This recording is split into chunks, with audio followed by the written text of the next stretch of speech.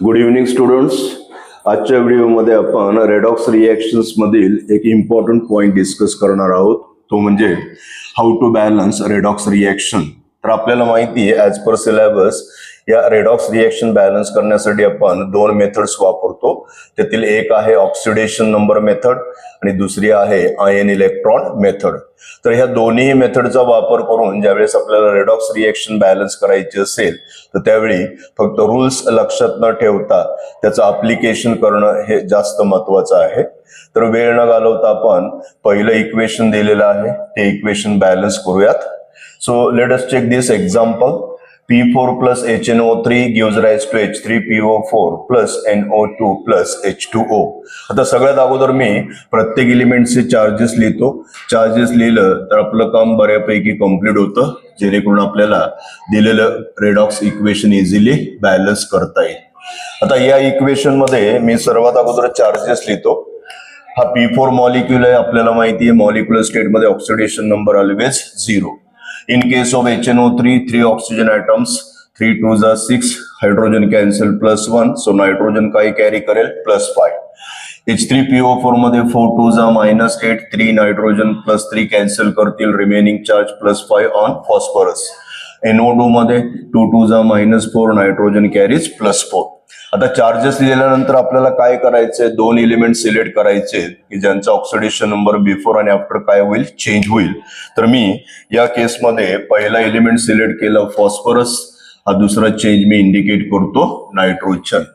मग मला आता पहिल्या केसमध्ये सांगा P4 0 you have to convert it into +5.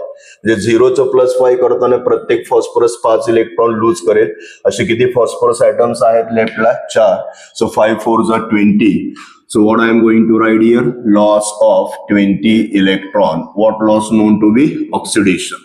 मग सेकंड हाफ इक्वेशन काय आहे, नायट्रोजन +5 आपल्याला नायट्रोजन +4 करायचंय. तर तिथं मी एक इलेक्ट्रॉन गेन केला, gain of 1 electron. What gain known to be reduction. आता आपला बेसिक रूल काय आहे स्टुडंट्स, लॉस्ट आणि गेन इलेक्ट्रॉन काय असले पाहिजेत, बॅलन्स. मग या केसमध्ये लॉस्ट इलेक्ट्रॉनचा नंबर आहे 20, गेन इलेक्ट्रॉन आहे 1. सो सेकंड हाफ इक्वेशनला आपण काय करूयात, 20 ने मल्टिप्लाय करूयात. So what is coefficient for nitric acid, 20.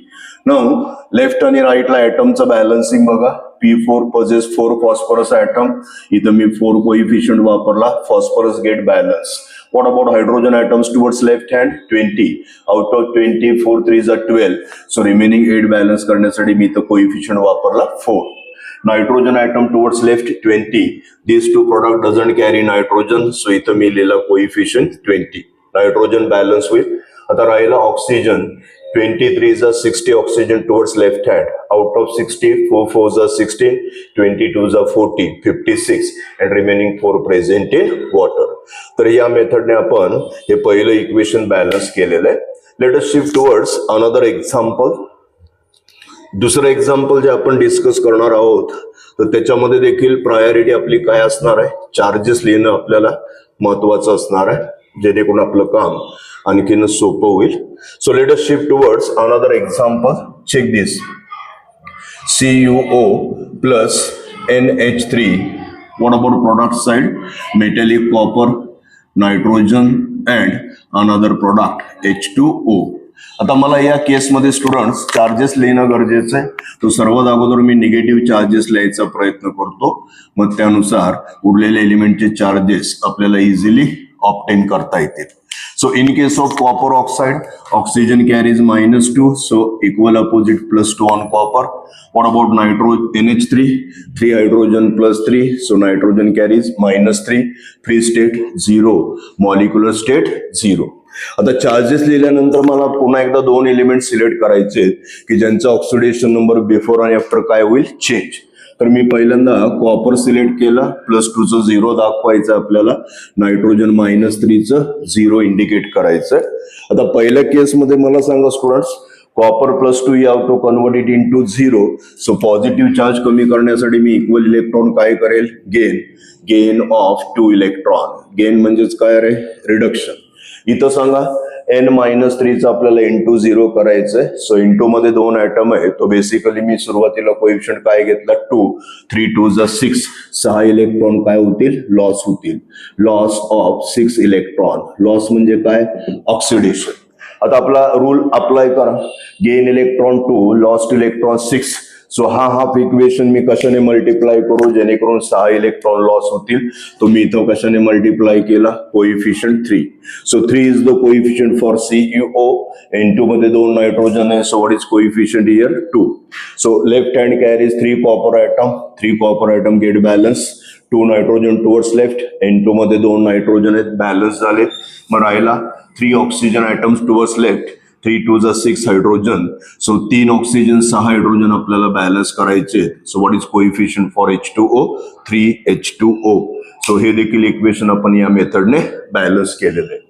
आता हे 2 एक्झाम्पल बघा स्टुडंट की जिथं आपण नंबर ऑफ इलेक्ट्रॉन बॅलन्स करताना जे कोएफिशियंट वापरले तेच कोएफिशियंट मी ओरिजिनल प्रॉब्लेम मध्ये जर यूज केले तर सर्व ॲटम काय होतील इझिली बॅलन्स होतील. पण काही इक्वेशन्स असे पण असतील जिथं आपण नंबर ऑफ इलेक्ट्रॉन लॉस्ट आणि गेन बॅलन्स करणार पण ॲटम बॅलन्स होणार नाही. तर त्या केसमध्ये आपल्याला एक प्रिकॉशन घ्यायची.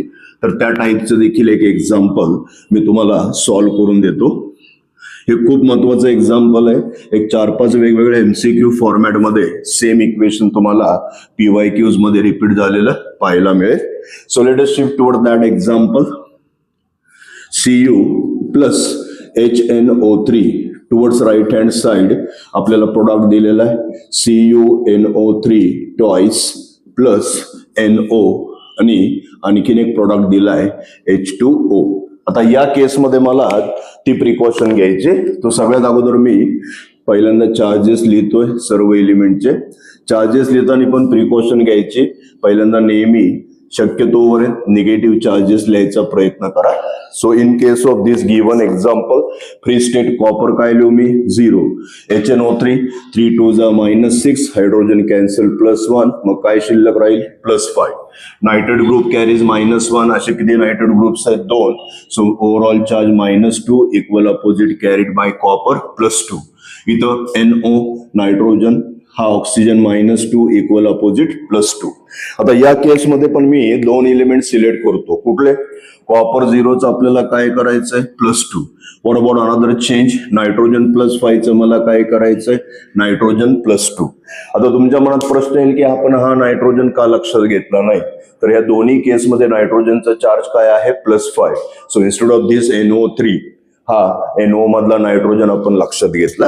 आता पहिला हाफ इक्वेशन बघा 0चं मला +2 करायचं आहे. So charge increase. So it is accompanied by loss of 2 electron. What this known to be oxidation. Second half equation बघा +5चं आपल्याला +2 करायचं आहे. So charge decrease by how many time 3 time. So मी इथं काय लिहू gain of 3 electron. What gain known to be reduction. आता या केसमध्ये बघा हा इवन नंबर आहे 2 तो मी इथं वापरला. हा ऑड नंबर आहे 3 तो मी ह्या हाफ इक्वेशन मध्ये वापरला. So this half is multiplied by 3. So what is coefficient here 3. हा इवन नंबर काय होता रे 2. तो सुरुवातीला मी इथं इंडिकेट केला 2. पण तो मी इथं न लिहिता इथं साईडला लिहून ठेवतो स्टुडंट्स. का ते पुढे चेक करूयात आपण. So copper atom towards left hand side किती आहेत 3. तर राईटला पण मी कोएफिशियंट काय लिहिला रे 3. Copper atom get balance. What about this one copper atom balance करण्याच्या प्रयत्नामध्ये आपल्याला इथं काय दिसतंय. What about nitrogen whole bracket twice 3 2 जा 6 6 + 1. इथं देखील मला एक नायट्रोजन दिसतोय. तो कमीत कमी किती नायट्रोजन आहेत आता सध्या राईट हँड साइडला 7. मग मला 2 कोएफिशियंट वापरून चालणार आहे का नाही. तर या केसमध्ये आपण मागाची इन्फॉर्म केलेली गोष्ट वापरणार आहे. कुठली लॉस्ट आणि गेन इलेक्ट्रॉन जर बॅलन्स केले आपण पण ॲटम बॅलन्स होतेत का नाही. तर अशा केसमध्ये आपण नेक्स्ट कोएफिशियंट वापरणार so that all the atom get balance. तो 7 ऐवजी मी पुढचं कोएफिशियंट काय घेतला 8. मग आता चेक करा 3 copper get balance. Out of 8 hydrogen या दोन्ही प्रोडक्ट मध्ये कुठेही हायड्रोजन नाहीये. मग मी इथं कोएफिशियंट वापरला 4. नायट्रोजन किती आहेत लेफ्टला 8. Out of 8 check this one 3 2 जा 6 2 नायट्रोजन रिमेन. सो इथं कोएफिशियंट मी काय लिहिला 2. मग राहिला एलिमेंट कुठला oxygen. How many oxygen atoms towards left hand 8 3 जा 24. मग राईटला 24 आहेत का चेक करा. 3 2 जा 6, 6 3 जा 18, 18 प्लस 2 20 आणि वॉटरमध्ये किती आहेत 4. So 20 plus 4 24. सो अशा रीतीने आपण हे देखील इक्वेशन काय केलं इझिली बॅलन्स.